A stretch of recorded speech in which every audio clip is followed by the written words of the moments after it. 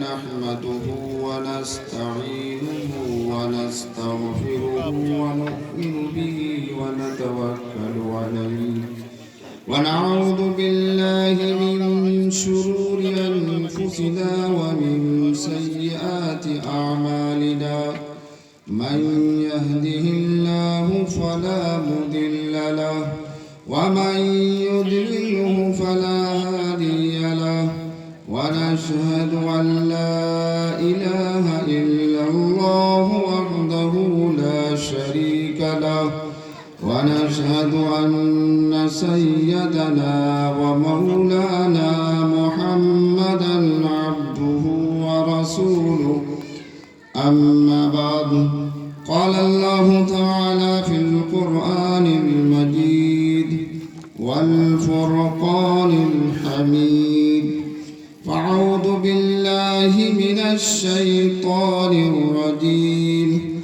بسم الله الرحمن الرحيم إنا نحن نزلنا الذكر وإنا له لحافظون وقال الله تعالى في موضع آخر قل للمؤمنين يغضوا من أبصارهم ويحفظوا فروجهم ذلك أزكى لهم إن الله خبير بما يصنعون وقل للمؤمنات يغضضن من أبصارهن ويحفظن فروجهن صدق الله العظيم وقال النبي صلى الله تعالى عليه وسلم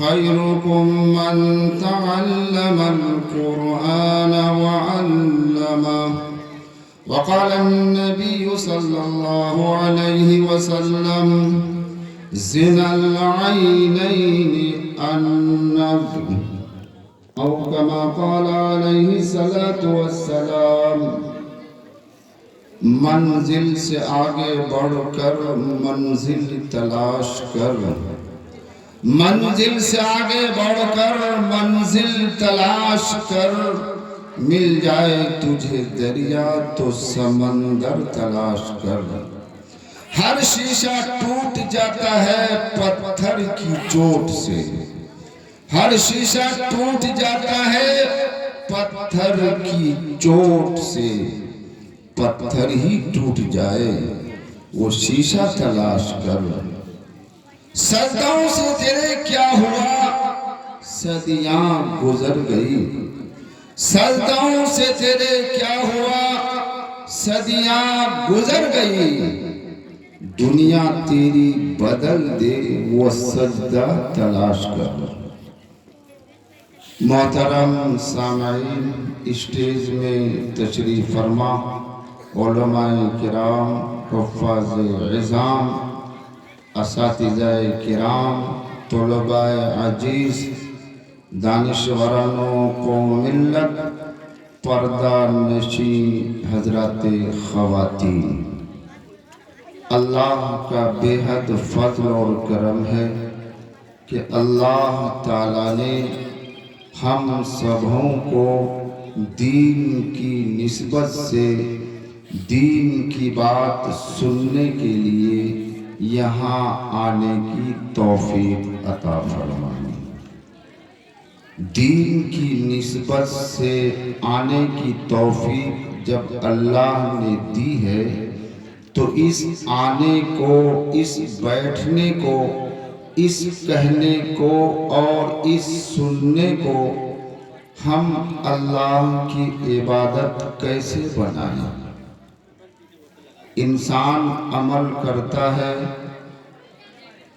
لیکن اللہ نے اور اللہ کے سچے رسول نے یہ حکم دیا ہے کہ عمل ہی صرف قبول نہیں ہوتا اس کی قبولیت کے لیے شرائط ہیں چنانچہ بخاری شریف کی پہلی حدیث انما الاعمال بالنیات وانما لکل امرئ ما نوى، امام بخاری نے سب سے پہلے اس حدیث کو پیش کر یہ لوگوں کو پیغام دیا، پڑھنے والے کو بھی یہ پیغام دیا اور پڑھانے والے کو بھی یہ پیغام دیا کہ یہ کام تم جو کرنے جا رہے ہو، یہ عمل کی جو شروعات ہے،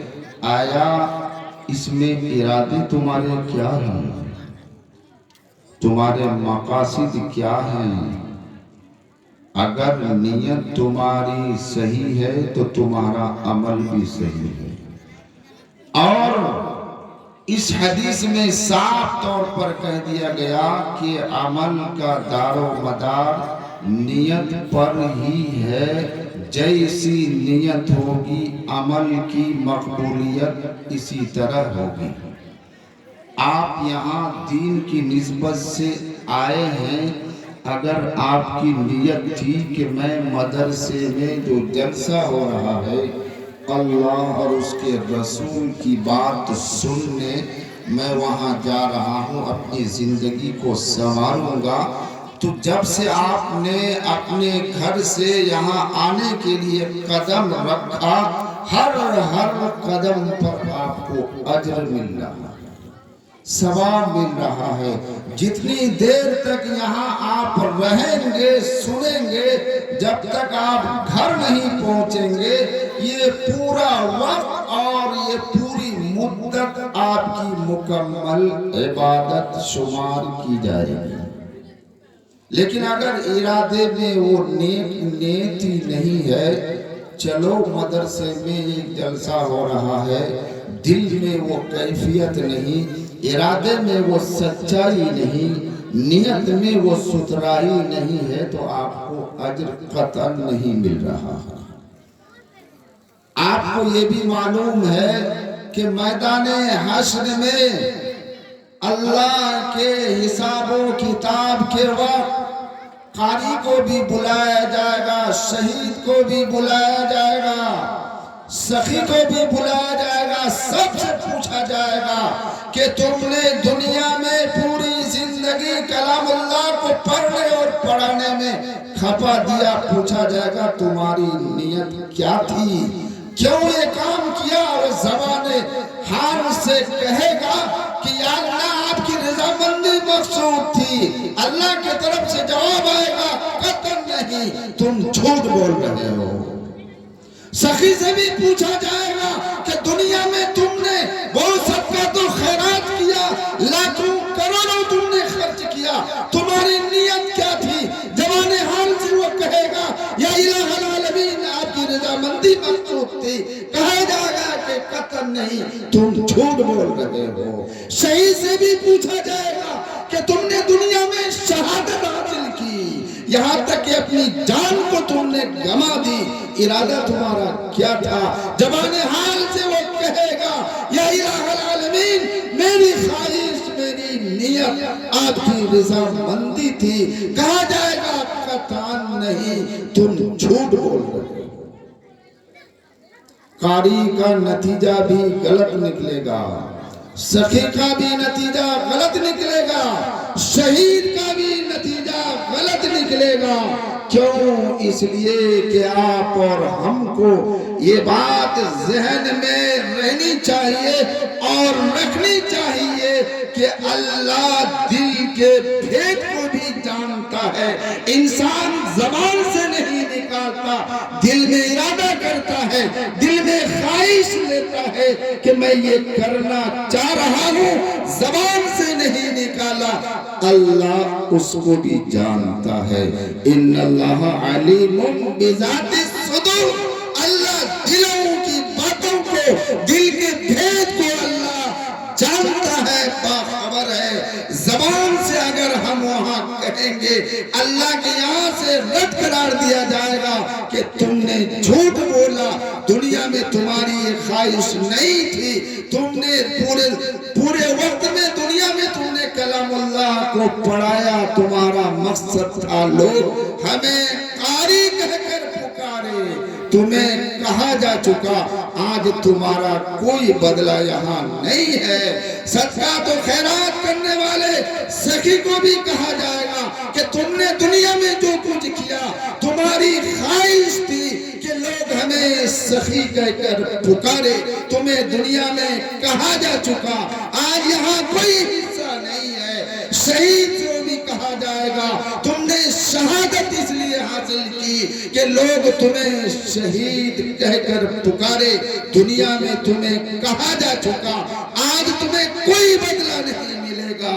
چنانچہ فرشتوں کو حکم ہوگا کہ سب کے سب کو جہنم میں ڈال دو۔ یہ ہے اخلاص، یہ ہے اللہ کے نزدیک قبولیت کی چیز کہ ہم جو کچھ بھی کر رہے ہیں اللہ دلوں کے بھید کو جان رہا ہے، ہماری نیت سے اللہ واقف ہے، اور ہم سبوں کے ذہن میں یہ بھی بات رہنی چاہیے کہ اللہ نے دو فرشتے دونوں کاندھوں پر متعین کر دیا ہے، گناہ کو بھی نوٹ کیا جا رہا ہے، نیکیوں کو بھی نوٹ کیا جا رہا ہے۔ میدان حشر میں وہ فرشتے پیش کریں گے، اس انسان کے سامنے ہوگا، پوچھا جائے گا کہ بتاؤ ہمارے فرشتے نے کہیں غلطی تو نہیں کی، تم نے گناہ نہیں کیا، میرے فرشتوں نے لکھ لیا، اور تم نے نیکی کی ہمارے فرشتوں نے نہیں لکھا۔ ایسا تو نہیں ہے۔ جب اس کے سامنے وہ سارا رکھا جائے گا وہ انسان کہے گا یا الہ العالمین جو چیزیں دنیا میں ہم کیے ہیں ہمیں خود پتہ نہیں، لیکن آپ کے فرشتوں نے ان چیزوں کو نوٹ کر لیا ہے، ذرہ برابر بھی فرق نہیں ہے، سچائی سچائی ہے، دونوں کاندھوں پر ہے، ہم کیا کر رہے ہیں، کیا سوچ رہے ہیں۔ اور آج کے انٹرنیٹ کے دور میں جو موبائل آپ کھولتے ہیں، ایک فنکشن آپ چالو کرتے ہیں، وہ موبائل کو سمجھ میں آ جاتا ہے کہ یہ موبائل چلانے والا کیا دیکھنا چاہتا ہے۔ آپ ایک آپشن کو آن کرتے ہیں، 7-7-10 کو آن ہو جا رہا ہے۔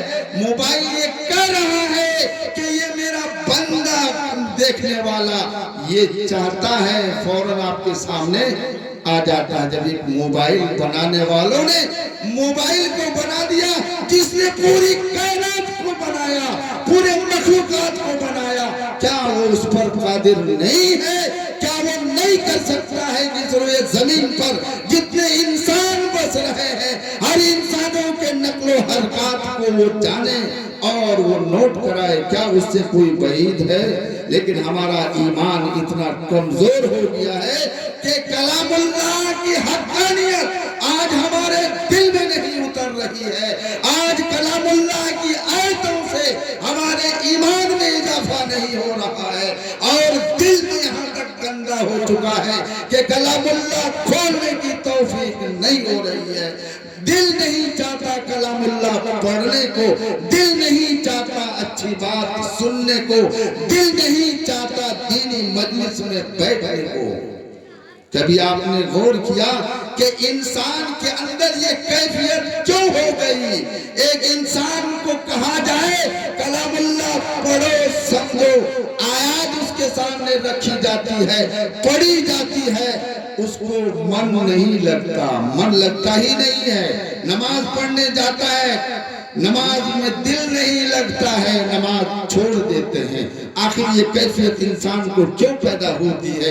کبھی آپ نے سنا ہے حدیث میں کہا گیا ایمان میں اضافہ بھی ہوتا ہے، ایمان میں کمی بھی ہوتی ہے۔ جب انسان اچھے اعمال کرتا ہے، تقوی والی زندگی گزارتا ہے، نماز کی پابندی کرتا ہے، صدقات و خیرات کا سلسلہ جاری رکھتا ہے، نیکیوں کا انبار ہو جاتا ہے، تو اس کا دل کلام اللہ ہی میں لگے گا، اس کا دل نماز ہی میں لگے گا، اس کا دل نیک کام میں نہیں لگے گا. لیکن اگر انسان گناہ کرتے کرتے دل کو بڑا گندا کر دیتا ہے تو اب اچھی بات اسے اچھی نہیں لگتی ہے. کلام اللہ کی تلاوت ہو رہی ہے، من نہیں لگ رہا ہے. یہاں پر مجلس میں اللہ رسول کی بات ہو رہی ہے، من نہیں لگ رہا. اس کا مطلب یہ ہے کہ دل کو انسان اتنا بڑا گندا اور جنگ آلود کر دیا ہے کہ اب اس میں یہ صلاحیت باقی نہیں ہے کہ اچھی بات اخذ کریں، اچھی بات دلوں میں اتارے. وہ صلاحیت کھو دیتی ہے، صلاحیت نہیں رہتی ہے، دل بڑا گندا ہو جاتا ہے. اس لیے کلام اللہ میں جگہ جگہ آیا کہ انسان کا دل جب جنگ آلود ہو جاتا ہے تو نیکیوں کی توفیق اسے نہیں ملتی ہے. لیکن جب انسان اپنی زندگی کو بدلنا چاہتا ہے، دل کی صفائی چاہتا ہے، تو ضرورت اس بات کی ہے کہ نماز کا پابند بن جائے. نماز ضروری ہے، زکوٰۃ فرض ہے، زکوٰۃ کی ادائیگی کرے، صدقہ و خیرات کا سلسلہ شروع کرے، سچ بات بولنے کی مکمل پابندی کر لے، دوسروں کی غیبت کرنا بند کر دے، کسی کے دل کو دکھانا بند کر دے، کسی کا مذاق مسخرہ اڑانا بند کر دے، اچھی چیزوں کو وہ کرنا شروع کر دے. دل میں آہستہ آہستہ صلاحیت ہوتی ہے، پھر اس انسان کی زندگی صحیح راستے پہ آ جاتی ہے اور انسان نیک کاموں میں لگ جاتا ہے. پھر اس کی ترتیب بن جاتی ہے جہنم سے بچ کر جنت کی طرف جانے کا. اس لیے اپنے دلوں کی صفائی کیجئے، اپنے ارادے کو نیک کیجئے. یہ مسلمانوں کے لیے اللہ نے ایسا نسخہ پیدا کر دیا، پیارے حبیب صلی اللہ علیہ وسلم نے ایسا نسخہ دے دیا ہے کہ مسلمان اس روئے زمین پر جو بھی کام کرے اس کی یہ تمام چیزیں عبادت بن جائے. ضرورت صرف اس بات کی ہے کہ ہمارے عمل میں قرآن کا حکم رہے، ہمارے عمل میں آقا دو جہاں پیارے حبیب صلی اللہ علیہ وسلم کی تعلیمات رہے. بس جو بھی عمل آپ کریں گے اللہ عبادت میں شمار کر رہا ہے. کھانا کھا رہے ہیں آپ، پیٹ آپ کا بھر رہا ہے، لیکن پیارے حبیب صلی اللہ علیہ وسلم کی سنت کو آپ نے اپنے کھانے میں ملحوظ رکھا. پورے کھانے میں جو بھی وقت لگے گا آپ کی عبادت بنے گی. قضائے حاجت آپ کر رہے ہیں، حضور نے کیا طریقہ بتلایا وہ طریقہ آپ اپنا لیں، قضائے حاجت میں بھی آپ کو ثواب مل رہا ہے، آپ کی عبادت بن رہی ہے. تجارت آپ کر رہے ہیں، تجارت میں شریعت کا طریقہ اگر ہے تو آپ کی تجارت مکمل عبادت ہے. دنیا میں کوئی بھی آپ کام کریں، قرآن و حدیث کے مطابق کام کر رہے ہیں، آپ کا وہ عمل 100% عبادت ہے. عبادت ہے کہ نہیں ہے؟ اس لیے تو اللہ تعالیٰ نے کلام اللہ میں کہہ دیا وَمَا خَلَقْتُ الْجِنَّ وَالْإِنسَ إِلَّا لِيَعْبُدُونَ. ہم نے انسان اور جنات کو اس لیے پیدا کیا کہ وہ ہماری عبادت ہی عبادت کرے. اس روئے زمین پر تمام انسان، تمام ایمان والا کوئی بھی کام کرے یہ ملحوظ رہے کہ قرآن کیا کہہ رہا ہے، یہ ملحوظ رہے کہ آقا دو جہاں پیارے حبیب صلی اللہ علیہ وسلم کی تعلیمات کیا ہے، حضور کا فرمان کیا ہے. اگر اس عمل میں یہ چیزیں داخل ہے تو مکمل آپ کی زندگی عبادت میں گزر رہی ہے. لیکن اگر آپ کی زندگی میں سود خوری ہے، آپ کی زندگی میں ہر دھرمی ہے، آپ کی زندگی میں غیبت ہے، آپ کی زندگی میں حسد ہے، آپ کی زندگی میں کینہ ہے، آپ کی زندگی میں بھائی کا مال غصب کرنا ہے، آپ کی زندگی میں اگر دوسرے کو ہمیشہ نیچی نگاہ سے دیکھنا ہے تو آپ کی زندگی کا یہ عمل جہنم میں لے جانے والا ہے. جنت کی طرف کبھی بھی یہ عمل نہیں لے جائے گا. آپ کا یہ عمل جنت کی طرف اسی وقت لے کے جائے گا کہ آپ کا عمل پیارے حبیب صلی اللہ علیہ وسلم کی سنت کے مطابق ہو, کلام الہی کے مطابق ہو. تو پھر آپ کی زندگی, آپ کا عمل جنت کو لے جانے والے ہوں گے. آج سماج کا کیا حال ہے؟ میں نے کلام اللہ کی آیت, چونکہ وقت بھی زیادہ ہو رہا ہے, میں مختصراً میں چلنا شروع کر دوں, ابھی سے تو بات پھیلے گی نہیں. میں نے کلام اللہ کی آیت کریمہ آپ کے سامنے پیش کی ہے. اِنَّا نَحْنُ نَزَّلْنَا الذِّكْرَ وَإِنَّا لَهُ لَحَافِظُونَ. ہم نے کلام اللہ کو اتارا ہے, ہم ہی اس کی حفاظت کریں گے. اللہ نے یہ وعدہ کب لیا ہے؟ آج سے 1400 سال پہلے کلام اللہ نے وعدہ کیا. 1400 سال سے اوپر کا وقت ہو رہا ہے, لیکن جو کلام اللہ نے اتارا ہے آج تک اسی حالت میں ہے. ایک نقطے کا رد و بدل نہیں, ایک لفظ کا رد و بدل نہیں ہے, کیونکہ اللہ نے کلام اللہ میں یہ وعدہ لیا ہے کہ ہم اس کو اتارے ہیں, ہم اسی کی حفاظت کریں گے. چاہے دنیا کے لوگ اس کے خلاف میں آ جائے, دنیا کے لوگ یہ اس کو بدلنے کی کوشش کرے, پارلیمنٹ میں بیٹھ کر اگر آیتوں کو نکالنے کی بات کرے, اگر یہ کہے کہ کلام اللہ میں اس آیت میں قتل و غارت گری ہے, اس آیت کو تم کلام اللہ سے نکالو, اس آیت میں کفار کے خلاف میں ہے کہ کفار کو جہاں پاؤ اسے قتل کر دو, اس آیت کریمہ کو نکالو. پارلیمنٹ میں 40 آیات کی فہرست تیار کی گئی اور پورا پارلیمنٹ میں بحث چلی کہ ان آیات کو نکالو, لیکن نکالنے والے آئے اور گئے, اور اس سے پہلے بھی ہزاروں کی تعداد میں لوگ آئے اور گئے, لیکن کلام اللہ کا یہ اعجاز ہے, اللہ کا وعدہ سچا ہے, اور سچائی کی یہ دلیل ہے کہ آج تک ایک نقطے کا فرق نہیں آیا. تو پھر ہم اور آپ کو اللہ کے ان کلام اللہ پر اعتماد کیوں نہیں ہو رہا ہے؟ جب کلام اللہ میں کہہ دیا کہ تم جھوٹ مت بولو, تم غیبت مت کرو, کسی کی توبہ میں نہ رہو, کسی کا دل نہ دکھاؤ, ایک مسلمان بھائی کو اس طرح سمجھو کہ جو اپنے لیے تم پسند کرتے ہو مسلمان بھائی کے لیے پسند کرو. لیکن آج ہم مسلمان بھائی تو دور کی بات, اور ایک مسلمان اپنے سگے بھائی کے ساتھ آج ایسا معاملہ کر رہا ہے کہ بڑا بھائی اگر چالاک ہے, چھوٹا بھائی اگر کم عقل ہے, تو بڑے بھائی کی خواہش ہوتی ہے کہ چھوٹے بھائی کا پورا حصہ ہم ہی غصب کر لیں, ہڑپ کر لیں, اور اس کو نادار اور بے راہ رو ہم چھوڑ دیں. ہو رہا ہے کہ نہیں ہو رہا؟ لیکن پیارے حبیب نے کیا کہا کہ تم ایمانی بھائی کے لیے وہی چیز پسند کرو جو اپنے لیے پسند کرتے ہو. لیکن آج ہمارا معاملہ سگے بھائی کے ساتھ اس کا الٹا ہے. تو کیا اللہ کی رحمتوں کا نزول ہوگا؟ کیا ہماری زندگی میں خوشگواری آئے گی؟ کیا ہم رحیاب ہو سکیں گے؟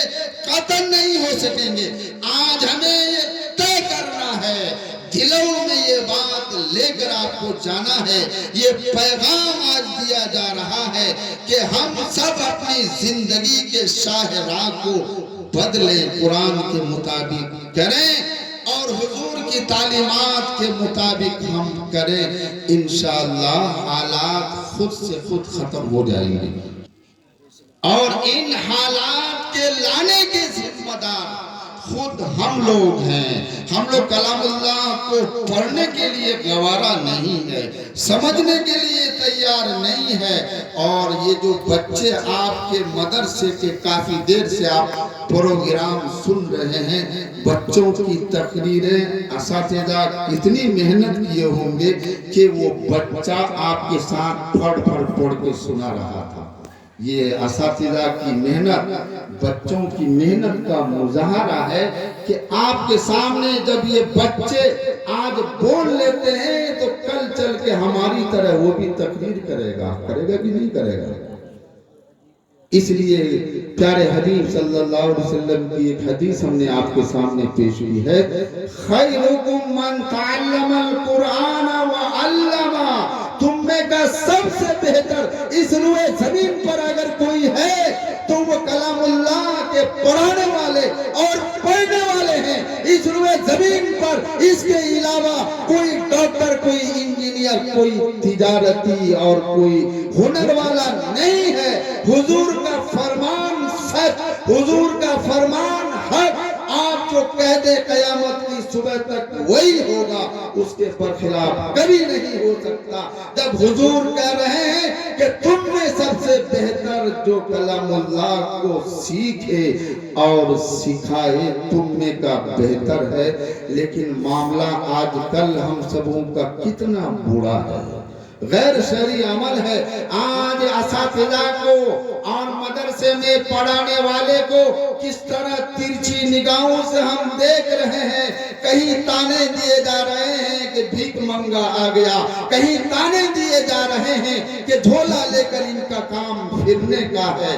یہ تانا اور یہ رسوائی کس کو آپ دے رہے ہیں؟ جو کلام اللہ کا علم دے رہا ہے، جو اللہ کے کلام کو سکھا رہا ہے۔ یقین جانیے یہ سوچ اور یہ سمجھ انسان کو جہنم میں لے جانے والی ہے۔ آپ اساتذہ کو تانا نہیں دے رہے ہیں، بلکہ آپ کلام اللہ کو تانا دے رہے ہیں، گھٹیا سمجھ رہے ہیں۔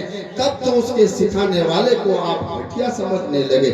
اللہ ایسوں کو کبھی معاف نہیں کرتا، ایسی مصیبت میں ایسوں کو گرفتار کرتا ہے، ایسی شکلیں اللہ پیدا کرتا ہے کہ وہ انسان پھر سمجھتا ہے کہ ہم اپنی زندگی میں شاید کوئی خطا کیے ہیں، ہم اپنی زندگی میں کوئی غلطی کیے ہیں۔ لوگ بسا اوقات سامنے گر گراتے ہیں، روتے ہیں کہ دعا کر دیجئے، مصیبت میں ہے، پریشانی میں ہے، لیکن اس انسان سے پوچھا جاتا ہے ذرا بتاؤ تو صحیح کہ کیا تم نے کبھی کسی کی برائی کی ہے؟ کیا تم نے کسی کا کبھی مذاق تو نہیں اڑایا؟ کہیں ایسا تو نہیں اللہ کے خلاف میں تم نے کوئی بات کر دی، اللہ کی نافرمانی تمہاری زندگی میں آ گئی؟ لیکن وہ انسان ایسا بے حس، ایسا مردہ دل، اسے کچھ پتہ ہی نہیں ہے کہ ہم نے کیا خطائیں کی ہے، ہم نے کیا غلطیاں کی ہے، اسے کچھ پتہ نہیں، لیکن مصیبت اس کے دروازے پر آئی ہوئی۔ اس لیے مدرسے میں پڑھانے والے، پڑھنے والے، ان کی عزت کیجئے، پیار کی نگاہ سے دیکھیے۔ آپ کو نہیں دینا ہے مت دیجئے، مذاق نہ اڑائیے۔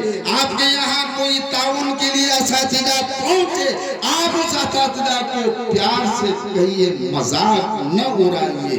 نہیں دینا ہو، نہیں کچھ ہے، پیار سے دو جملے کہہ دیجئے، لیکن مذاق کبھی مت اڑائیے، ورنہ اس کا نتیجہ پھر اتنا بھگتنا پڑے گا۔ اور طرح طرح کی مصیبتیں انسان کی زندگی میں آ رہی ہے، طرح طرح کی شکلیں بدل کر اللہ کی آفتیں آ رہی ہیں، لیکن انسان کو پتہ ہی نہیں ہے۔ حضور نے تو 1400 سال پہلے کہہ دیا ہے، اعمالکم اموالکم، جیسے تمہارے اعمال ہوں گے ایسے ہی تمہارا حکمراں ہوگا۔ آج حکومت ہمیں پریشان کر رہی ہے تو حکومت کا کیا قصور؟ پہلے اپنے اعمال کو تو دیکھیں، پہلے اپنے دامن میں جھانک کر دیکھیں کہ اللہ کے رسول نے 1400 سال پہلے ہی اعلان کر دیا، اعمالکم اموالکم، جیسے تمہارے ہی تمہارے حکمراں ہوں گے. تمہارے اعمال کے اعتبار سے یہ حکومت بنی ہے. اس حدیث کا صاف ستھرا مطلب یہی ہے. تو ہم حکومت کو کیوں کوسیں؟ ہم اپنے اعمال کو کیوں نہیں دیکھ رہے ہیں؟ ہم اپنے گریباں میں کیوں نہیں جھانک رہے ہیں کہ ایسا تو نہیں ہے کہ ہمارے پورے عمل کا یہ نتیجہ ہے